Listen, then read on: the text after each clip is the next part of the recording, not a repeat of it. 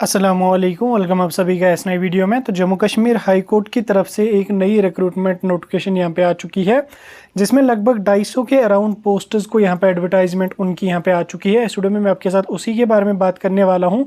कौन सी ये पोस्टर्स हैं, कब से कब तक अप्लाई करना है, एलिजिबिलिटी का क्राइटेरिया क्या है, सिलेक्शन का प्रोसीजर और सैलरी वगैरह के बारे में भी आपके साथ में डिटेल में बात करूँगा। वीडियो आपके लिए बहुत ही ज़्यादा इंपॉर्टेंट रहने वाला है। वीडियो को पूरा एंड तक देख लेना, चैनल को भी सब्सक्राइब कर देना और व्हाट्सएप पे टेलीग्राम ग्रुप दोनों ज्वाइन कर देना। लिंक दोनों की आपको डिस्क्रिप्शन में मिल जाएगी। तो चलिए वीडियो को शुरू कर लेते, तो देख लेते हैं यहाँ पे Jammu and Kashmir high court की इस एडवर्टीजमेंट नोटिफिकेशन के बारे में। तो स्क्रीन पे आपको नोटिफिकेशन दिख रही होगी, कल की ये नोटिफिकेशन है, 28 अगस्त को ये नोटिफिकेशन आ चुकी है। इसमें यहाँ पे अगर आप देख लोगे advertisement for the post of junior assistant, stenotypist, उसके बाद यहाँ पे सिस्टम ऑफिसर, उसके बाद सिस्टम असिस्टेंट और उसके अलावा और भी कुछ जुडिशरी की यहाँ पे पोस्ट्स हैं जिसकी यहाँ पे रिक्रूटमेंट नोटिफिकेशन आई है। सबसे पहले हम बात करेंगे डेट्स के बारे में। फॉर्म सबमिशन की जो डेट है वो यहाँ पे ऑनलाइन आपकी रहेगी। एप्लीकेशन जो ऑनलाइन आपका सबमिशन का प्रोसीजर है वो यहाँ पे 2 सितंबर से स्टार्ट हो जाएगा और 1 अक्टूबर तक यहाँ पे चलेगा। यानी कि 2 सितंबर से लेके 1 अक्टूबर तक आपका ऑनलाइन रजिस्ट्रेशन का प्रोसेस चलेगा।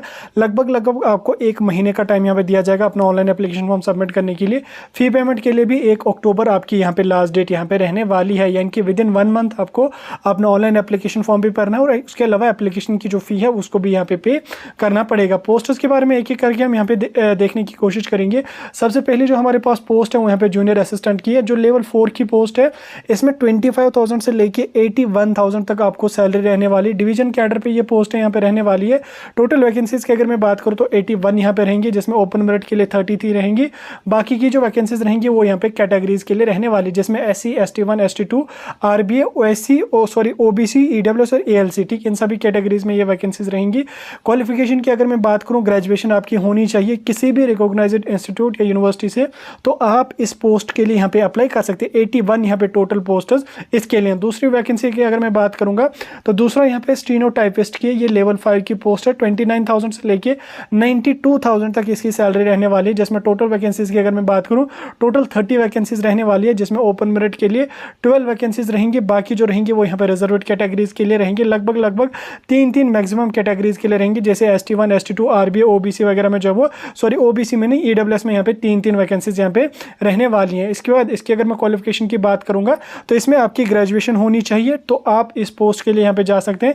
उसके अलावा यहाँ पे आपको शॉर्ट हैंड टाइप राइटिंग का एक डिप्लोमा भी होना चाहिए, तो आप इसमें यहाँ पे जा सकते हैं।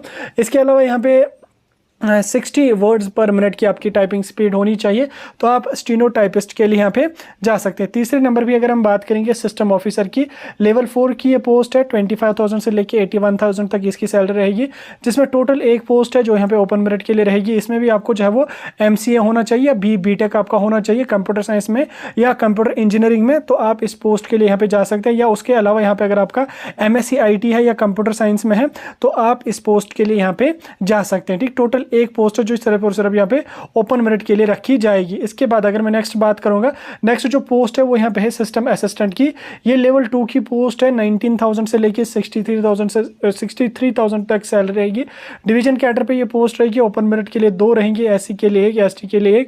उसके बाद टोटल यहाँ पे 4 पोस्टें यहाँ पे रहेंगी, जिसमें 2 ओपन मेरिट के लिए रहेगी और 1 यहाँ पे SC के लिए रहेगी और 1 ST1 के लिए यहाँ पे रहेगी। इसमें आपका BCA होना चाहिए विद 60% मार्क्स, या आपका BSc होना चाहिए with 1 year post graduate diploma in computer science, तो आप जो है वो सिस्टम असिस्टेंट के लिए यहाँ पे जा सकते हैं। यानी कि आपकी BCA होनी चाहिए या आपका यहाँ पे BSc के साथ साथ 1 साल का पोस्ट ग्रेजुएट डिप्लोमा होना चाहिए कंप्यूटर साइंस या कंप्यूटर एप्लीकेशंस में, तो आप इसके लिए यहाँ पे जा सकते हैं। इसके बाद नीचे आके अगर हम और इसकी बात करेंगे तो यहाँ पे आप लोग देख सकते हैं एज का क्राइटेरिया जो आपका रहने वाला है वो मिनिमम 18 ईयर्स का होना चाहिए और मैक्सिमम 40 ईयर्स का ओपन मेरिट में होना चाहिए।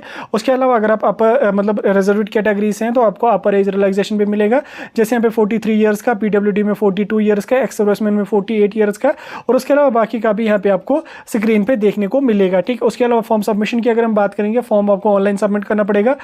फॉर्म ऑनलाइन सबमिट करने के लिए आप लोगों को जो वो 500 की फी भी पे करनी पड़ेगी, जो कि आपको ऑनलाइन मोड में ही पे करनी पड़ेगी, ठीक। 500 आपका जो रहेगा वो नॉन रिफंडेबल यहाँ पे आपका रहने वाला है। डॉक्यूमेंट्स में आपको सिंपल ग्रेजुएशन के मार्क्स कार्ड वगैरह लगेंगे, अपना फोटो सिग्नेचर वगैरह लगेगा। बाकी मैंने आपको सारा कुछ डिटेल में समझा दिया।